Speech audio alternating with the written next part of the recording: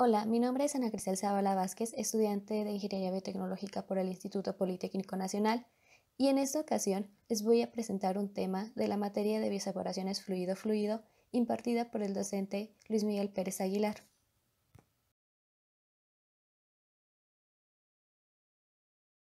Este tema es la destilación fraccionada a través del método de McCabe-Tyle.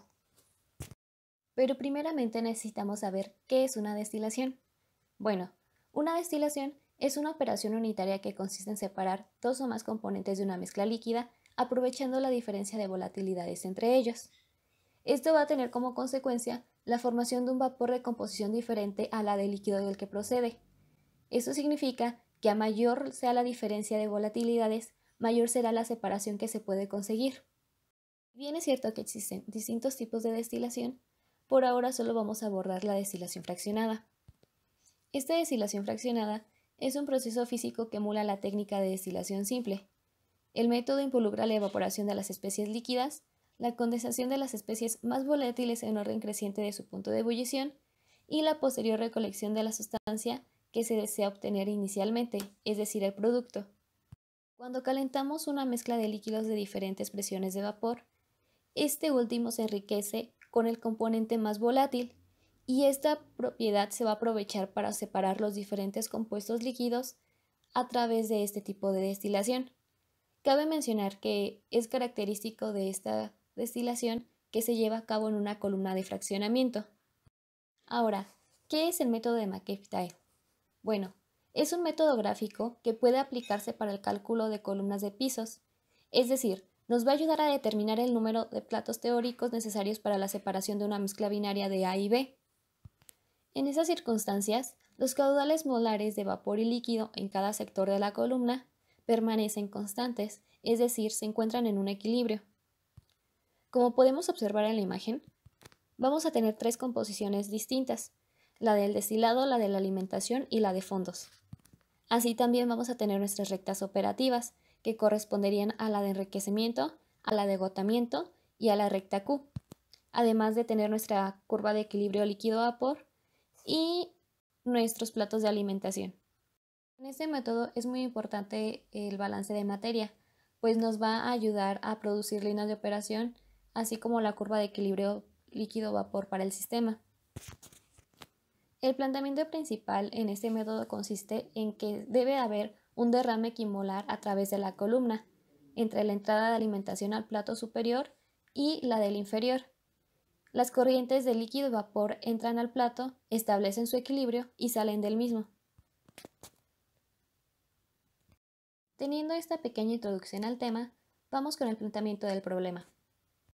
El problema dice así: se va a diseñar una columna de fraccionamiento continuo para separar 30.000 kg/h de una mezcla de 40% de benceno y 60% de tolueno en un producto destilado que contiene 97% de benceno y un producto residual de 98% de tolueno. Esos porcentajes están expresados en peso. Se utilizará una relación de reflujo de 3.5 moles por mol de producto. Los calores latentes molares del benceno y tolueno son 7.360 y 7.960 calorías por gramos mol respectivamente. El benceno y el tolueno forman un sistema ideal con una volatilidad relativa de 2.5. La alimentación tiene una temperatura de ebullición de 95 grados centígrados a la presión de una atmósfera. Nos piden calcular los moles de los productos destilados y residuales por hora. También determinar el número de platos ideales y la posición del plato de alimentación en tres escenarios diferentes. El primero, si la alimentación es un líquido a su temperatura de ebullición. El segundo, si la alimentación es un líquido a 20 grados centígrados. Y el tercero, si la alimentación es una mezcla de 2/3 de vapor y 1/3 de líquido. Primeramente debemos de hacer ciertas consideraciones. La primera es hacer las respectivas conversiones antes de comenzar a resolver el problema, porque como nos menciona, los porcentajes están expresados en peso. Iniciamos con la conversión a fracción molar para la alimentación. En ella tenemos una mezcla de 40% de benceno y 60% de tolueno. En el benceno le ponemos el número 1 para referirnos al clave ligero, mientras que al tolueno le ponemos el número 2 para referirnos al clave pesado. Esto lo hacemos principalmente porque para nuestros cálculos necesitamos los datos del elemento más volátil, que en este caso sería el clave ligero y sería el benceno. Bien, para hacer nuestra conversión en la alimentación vamos a hacer uso de esta ecuación. Entonces tenemos 30.000 kilogramos por hora multiplicados por la fracción del benceno en la mezcla entre su peso molecular más la fracción del tolueno en la misma mezcla entre su peso molecular, y nos da un resultado de 349.498 kilomol por hora. Mientras que para la fracción molar vamos a hacer uso de esta ecuación y se aplica el mismo procedimiento. Ya contamos con todos nuestros datos, de forma que solamente es cuestión de ingresar los datos en la calculadora. Y tenemos una fracción molar para el benceno de 0.4402. Debido a que no contamos en el destilado o en los residuos con una corriente de entrada o de salida, vamos a hacer solamente uso de la segunda ecuación, que corresponde a la obtención de las fracciones molares de los compuestos. En el caso del destilado tenemos una mezcla de 97% de benceno y 3% de tolueno. Haciendo uso de esta ecuación, obtenemos una fracción molar de 0.9744 para el benceno en el destilado, mientras que obtenemos una fracción molar de 0.0235 de benceno en los residuos, ya que la mezcla era de 2% de benceno y 98% de tolueno. Ahora que ya hicimos nuestras respectivas conversiones, podemos hacer nuestro diagrama. En él tenemos como entrada un flujo de 349.498 kilomol por hora, que corresponde a la alimentación, y una fracción molar de 0.4402 que corresponde a la fracción del benceno en la alimentación. Ahora tenemos dos corrientes de salida, una corresponde al destilado y la otra corresponde a los residuos. En el destilado tenemos una fracción molar de 0.9744 de benceno, y en la de los residuos tenemos una fracción de 0.0235 igualmente para el benceno. Ahora vamos a comenzar la solución. En el primer inciso nos pide calcular los moles de los productos destilados y residuales por hora. Para ello vamos a hacer uso de los balances de materia. Vamos a plantear dos. El primero sería el balance global y el segundo sería el balance por componentes, en este caso sería para el benceno. En nuestro balance global tenemos que la alimentación es igual a la suma del producto y de los residuos, siendo la corriente de destilado y de residuos desconocidas.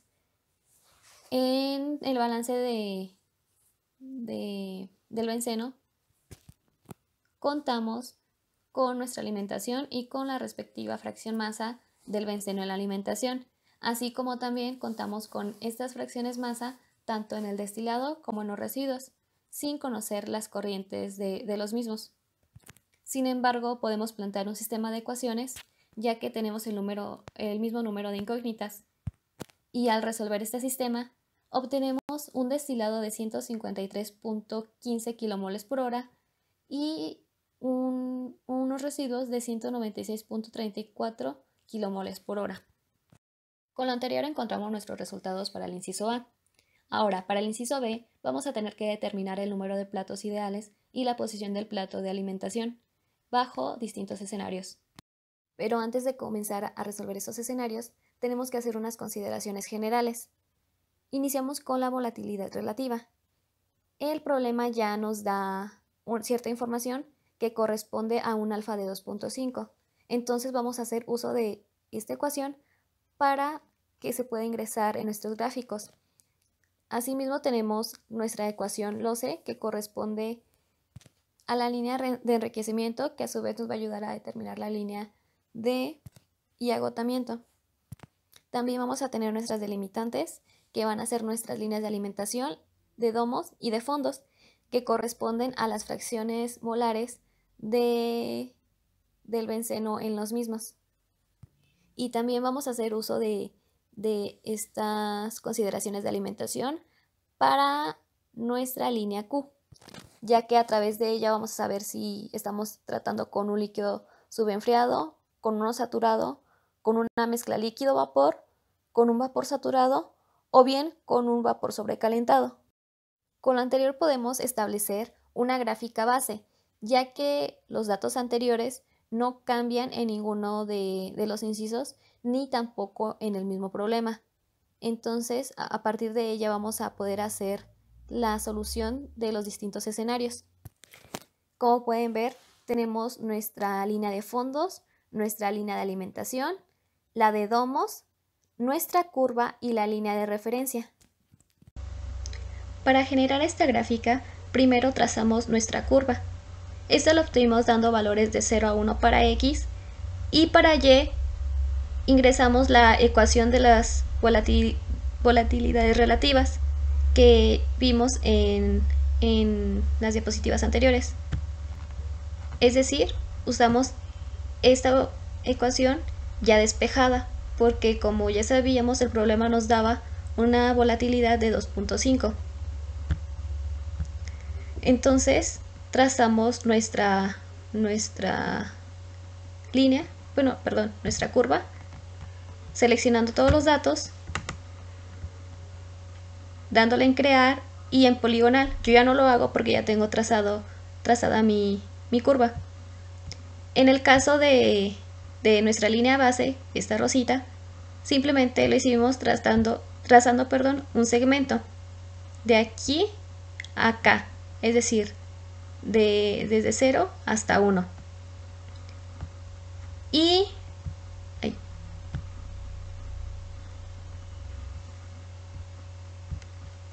nuestras líneas, ya sea de alimentación, de domos o de fondos, las trazamos con base a la información de las fracciones molares que ya habíamos calculado. Ahora sí podemos comenzar con nuestro primer escenario, que es si la alimentación es un líquido a su temperatura de ebullición. Entonces tenemos nuestra ecuación de volatilidad, también que ya está despejada, ya que lo hicimos en las diapositivas anteriores. Asimismo tenemos nuestra ecuación del OCE, que también ya está despejada porque contamos con los datos para hacerlo. Y nos da una ecuación de y igual a 0.7778x más 0.2165. Ahora tenemos que la Q es igual a 1.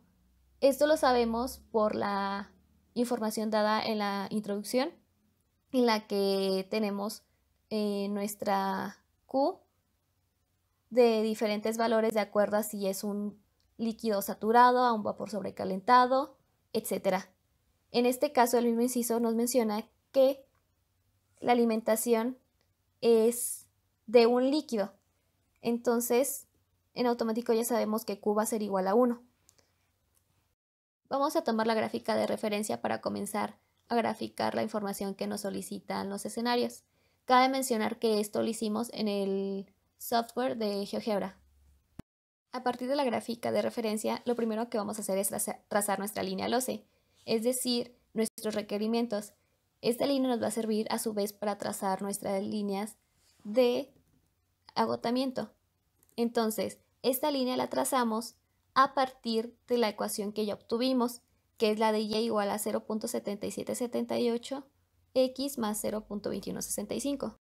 Para el trazo de nuestra línea Q, lo único que vamos a hacer es extender un segmento de nuestra línea de alimentación. En este caso yo aún no delimito los valores de mis líneas de alimentación, ni de fondos, ni de destilado, precisamente para que me vayan ayudando a ubicarme en el mismo gráfico. Ahora sí, una vez que ya tracé mi línea Q, delimito mis valores para tanto mis líneas de alimentación, domos y residuos, como para la de enriquecimiento. En el caso de la línea de agotamiento, simplemente se obtuvo uniendo el vértice entre el enriquecimiento y la línea Q hasta el vértice de 0. Ahora sí ya tenemos la información necesaria para comenzar a trazar nuestras etapas, o bien también llamadas platos. En este caso yo fui trazando tanto líneas paralelas como perpendiculares en el gráfico de GeoGebra, que aunque resulta un poco más tedioso, es necesario ya que se obtienen valores más exactos. Esta es una imagen de mi gráfica ya con todas mis líneas paralelas y perpendiculares trazadas para posteriormente limpiar el gráfico y dejar solamente mis platos. Una vez que ya limpié mi gráfica, se puede ver claramente el trazo de todos mis platos. En este caso obtuve un número de tapas igual a 12. Y en el plato número 6 es donde colocaría mi alimentación, ya que ahí es justo donde choca mi línea Q. Aquí también se puede ver mi línea de enriquecimiento, la de agotamiento, la de fondos, que es muy pequeña y es punteada, pero no se logra identificar exactamente. También tengo mi línea de alimentación y mi línea de domos. Esta es mi gráfica ya en GeoGebra y como podemos ver tengo varios platos. En este caso sería 1, 2, 3, 4, 5, 6, que es donde colocaría mi línea de alimentación.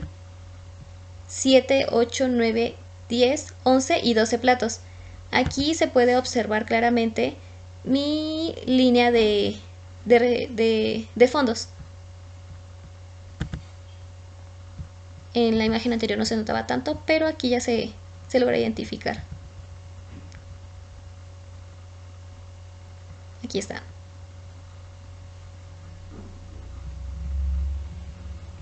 Para el segundo escenario nos dicen si la alimentación es un líquido a 20 grados centígrados con un calor específico de 0.44 calorías por gramo por grado centígrado. Entonces, retomando los componentes de nuestra mezcla, tenemos un 40% de benceno y un 60% de tolueno. El problema ya nos da los calores latentes para cada uno de los compuestos. También contamos con nuestra ecuación del OC y también con la ecuación de nuestra línea Q, ya que no podemos saber su valor porque no sabemos en qué estado se encuentra nuestro compuesto.